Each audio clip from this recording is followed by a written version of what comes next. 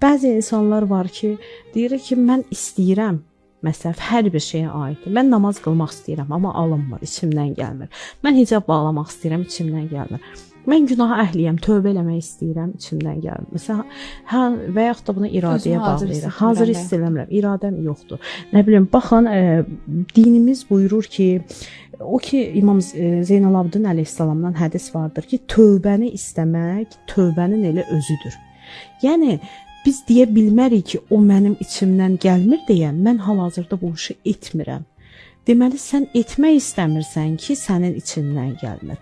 Yəni, belə hədisin mənası şərhi budur ki, əgər bir şəxs istəsə mütləq onu eləyəcək. Deməli, sən etmək istəmirsən ki, bu hiss sənin içindən gəlmir. Eyni ilə digər məsələlərə də aiddir. Bir şəxs əgər namaz qılmaq istəsə mütləq qılacaq. Heç kəs onun qarşısında dayana bilməz. Bir xanım hicab bağlamaq istəsə hicabını bağlayacaq. Nəinki mənim içimdən gəlmir. Məsələn, və yaxud da ki, çox geniş yayılan bir söz var da. Mən qorxuram, namaz qılaram, ataram, daha böyük günaha bataram. Və yaxud da mən qorxuram ki, mən hicab bağlayaram, hicabı açaram, daha böyük. Daha anlamırlar ki, etməyə hər anları günahdır, hər anları cəzadır. Belə deyək, hər anları cəhənnəmin bir dənə odununu özləri üçün hazırlayırlar. Çox təəssüf ki, bəzən bunları biz dərk eləyə bilirik.